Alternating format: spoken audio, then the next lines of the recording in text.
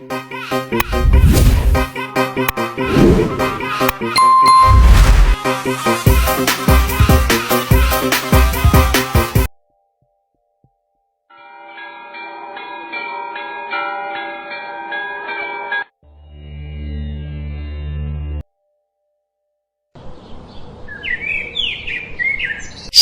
गर्भवती थी और गर्भवती होने के साथ वो हनुमान जी की बहुत बड़ी भक्त भी थी।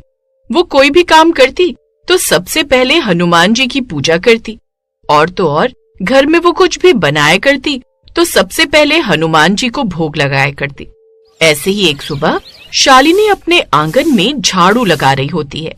तभी शालिनी का पति वैभव मंदिर से घर आता है और शालिनी को बाहर झाड़ू लगाता देख कहता है, शालिनी, तुम्हें माँ ने इस समय घर से बाहर निकलने के लिए मना किया है ना, फिर भी तुम माँ की एक बात नहीं सुनती और बाहर झाड़ू लगाने के लिए आ जाती हो। वैभव जी, माँ जी की तबीयत खराब है इसलिए आज मैं बाहर झाड़ू लगा रही हूँ। और वैसे भी आप इतनी फिक्र क्यों करते हैं?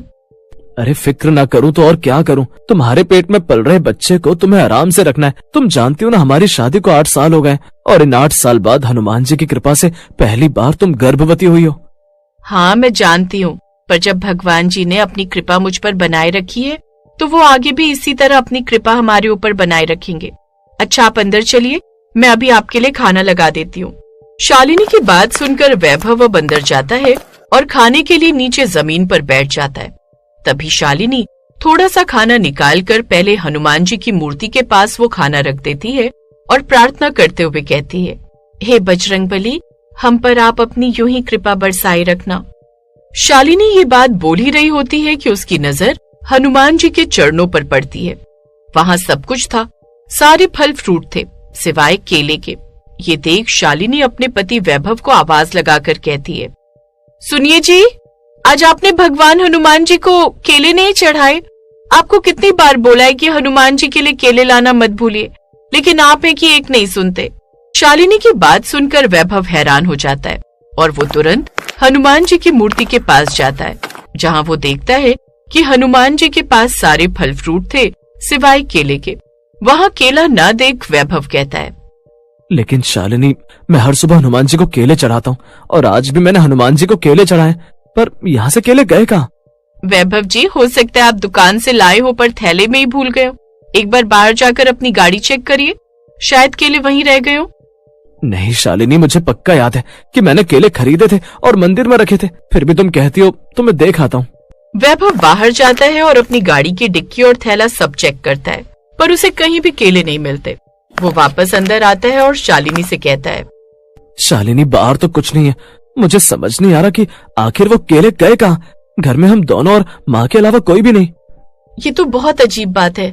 अगर आपने यहाँ रखे थे तो कोई न कोई तो लेकर गया होगा, क्या पता बंदर खिड़की से अंदर आ गया हो। शालिनी और वैभव अभी बातें कर ही रहे थे कि वैभव की माँ अपने कमरे से बाहर आती है। वो काफी समय से बीमार थी, लेकिन आज वो थोड़ी बेहतर लग रही थी। अरे तुम दोनों सुबह सुबह केलों के पीछे क्यों पड़े हो? वैभव, अगर केले नहीं मिल रहे तो जा और दूसरे ले आ। हनुमान जी का भोग अधूरा नहीं रहना चाहिए। जी माँ, मैं अभी जाकर दूसरे केले लेकर आता हूँ। इस बार मैं खुद यहाँ बैठकर देखूंगा कि केले कहाँ जाते हैं। वैभव दोबारा बाजार जाता है और केलों का एक ताजा गुच्छा लेकर आता है। वो शालिनी के सामने ही मंदिर में केले रखता है और फिर वो दोनों मिलकर आरती करते हैं। आरती के बाद वैभव ऑफिस के लिए निकल जाता है और शालिनी घर की सफाई में लग जाती है। दोपहर के समय जब शालिनी रसोई में काम कर रही थी, उसे मंदिर वाले कमरे से कुछ आवाज सुनाई देती है। माँ जी, क्या आप मंदिर वाले कमरे में हैं? आपको कुछ चाहिए क्या? उसकी सास के कमरे से कोई जवाब नहीं आता। शालिनी हाथ धोकर मंदिर वाले कमरे की तरफ जाती है। जैसे वो कमरे के पास पहुंचती है तो वो देखती है कि मंदिर की कुंडी अंदर से बंद है। अरे, ये दरवाजा अंदर से कैसे बंद हो गया? माँ जी तो अपने कमरे में सो रही हैं और वैभव जी ऑफिस गए। शालिनी घबराकर दरवाजा पीटने लगती है। तभी उसे अंदर से किसी छोटे बच्चे के हंसने की आवाज आती है। वो आवाज बहुत प्यारी और मीठी थी। शालिनी डर के मारे वैभव को फोन लगाती है। वैभव जी, आप जल्दी घर आइए, मंदिर वाला कमरा अंदर से बंद है और अंदर से किसी के हंसने की आवाज आ रही है। मुझे बहुत डर लग रहा है। क्या? तुम घबराओ मत शालिनी, मैं भी ऑफिस से निकल रहा हूँ। तुम माँ को जगाओ और दरवाजे के पास ही रहो। वैभव कुछ ही देर में घर पहुंच जाता है। वो आकर दरवाजे को धक्का देता है पर दरवाजा नहीं खुलता। वैभव एक जोरदार लात मारता है और दरवाजा खुल जाता है। अंदर का नजारा देखकर दोनों के होश उड़ जाते हैं। शालिनी, ये देखो क्या हो रहा है। वैभव जी, ये तो वही केले हैं जो आप सुबह लाए थे। उन्होंने देखा कि कमरे के बीचों बीच एक छोटा सा बच्चा बैठा था और उसके चेहरे पर गजब का तेज था। वो बच्चा बड़े आराम से बैठकर केले छील रहा था और खा रहा था। जैसे ही उसने वैभव और शालिनी को देखा, वो मुस्कुराने लगा। बेटा, तुम कौन हो और हमारे घर में कैसे आए? मुझे केले बहुत पसंद है और शालिनी रोज मुझे इतने प्यार से बुलाती है, तो मैं आ गया। क्या तुम मुझे और केले दोगी? वैभव जी, ये कोई साधारण बालक नहीं है। देखिए तो सही इसके चेहरे की चमक। ये साक्षात बजरंगबली का बाल रूप है। शालिनी, तुम्हारी भक्ति से मैं बहुत खुश हूँ। तेरे घर में जो संतान होगी उस पर मेरा आशीर्वाद हमेशा रहेगा। वो बहुत बलशाली और गुणी होगा। प्रभु, हमसे बड़ी भूल हो गई। हम सुबह से केलों के लिए परेशान थे। हमें क्या पता था कि आप खुद उन्हें खाने आ रहे हैं। जहाँ प्रेम होता है वहाँ मैं खिंचा चला आता हूँ। अब मुझे जाना होगा, पर याद रखना मैं हमेशा तुम्हारे साथ हूँ। इतना कहकर वो बालक एक तेज रोशनी में बदल गया और देखते ही देखते गायब हो गया। पूरे कमरे में चंदन और केसर की खुशबू फैल गई। अभी माँ जी भी कमरे में आती हैं। क्या हुआ तुम दोनों को, और ये खुशबू कैसी है?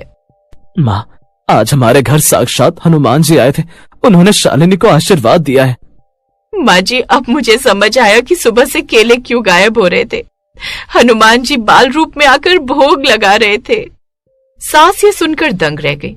उन्होंने मंदिर के सामने मत्था टेका और भगवान का शुक्रिया अदा किया। इस घटना के बाद गांव में भी एक खबर फैल गई। गांव के कुछ लोग इस बात को मानने को तैयार नहीं थे। गांव का एक आदमी जिसका नाम रामू था, वो वैभव के घर आया। वैभव, ये तुम क्या नई कहानी सुना रहे हो? भगवान क्या सच में तुम्हारे घर केले खाने आएंगे? ये सब तुम्हारा और शालिनी का नाटक है, ताकि गांव में तुम लोगों की वाहवाही हो। रामू भाई, हमने जो देखा वो सच है। हमें किसी को साबित करने की जरूरत नहीं। अगर ऐसा है तो आज मैं खुद यहाँ बैठकर देखूंगा। मैं भी तो देखूं कि हनुमान जी कैसे आते हैं। रामू हट करके मंदिर वाले कमरे में बैठ गया। उसने अपने सामने केलों की एक टोकरी रखी और दरवाजा बंद कर लिया। शालिनी और वैभव बाहर आंगन में बैठकर हनुमान चालीसा का पाठ करने लगे। करीब 1 घंटा बीत गया।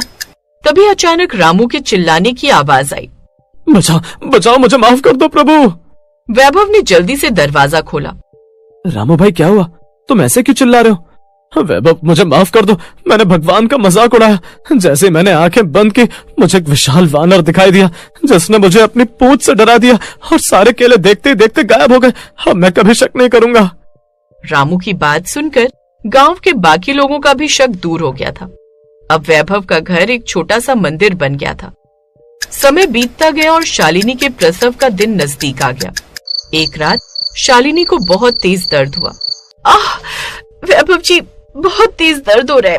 लगता है समय आ गया है। तुम घबराओ मत शालिनी, मैं अभी डॉक्टर को लेकर आता हूँ। बाहर बहुत बारिश हो रही है, पर मैं जैसे तैसे पहुँच जाऊंगा। वैभव जैसे ही बाहर जाने के लिए निकला, उसने देखा एक छोटा वानर घर के दरवाजे पर बैठा है। वह वानर वैभव को देखकर अंदर की तरफ इशारा करने लगा। वैभव को समझ आ गया कि हनुमान जी उनकी मदद के लिए आए हैं। प्रभु, शालिनी बहुत तकलीफ में है, कृपया उसकी रक्षा करें। थोड़ी देर में घर में एक सुंदर बालक की किलकारी गूंज उठी। बिना किसी डॉक्टर के शालिनी ने एक स्वस्थ बच्चे को जन्म दिया। जैसे ही बच्चे का जन्म हुआ, बाहर की बारिश रुक गई और चारों तरफ शांति छा गई। वैभव जब अंदर गया तो उसने देखा कि शालिनी के बिस्तर के पास एक केला रखा हुआ था। वैभव जी, देखिए हमारा बेटा। इसके चेहरे पर भी वही तेज है जो हमने उस दिन बालक में देखा था। हाँ शालिनी, यह हनुमान जी का ही प्रसाद है। आज से हमारे घर की खुशियाँ दोगुनी हो गई हैं। इस तरह अब शालिनी के घर में सब कुछ ठीक हो जाता है, क्योंकि शालिनी के बेटे के रूप में स्वयं हनुमान जी ने जो जन्म ले लिया था।